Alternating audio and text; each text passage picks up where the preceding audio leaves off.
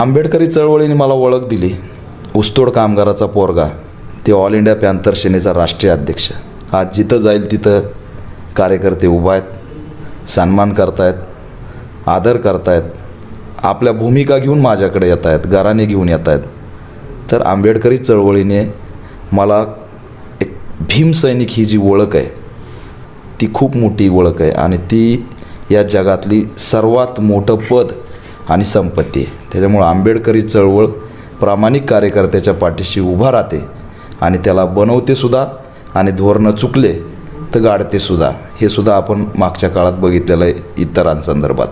त्याच्यामुळं आमची प्रामाणिकपणा, स्वाभिमान, संघर्ष ही माझी ओळख आहे आणि समाजाने ती ओळखलेली.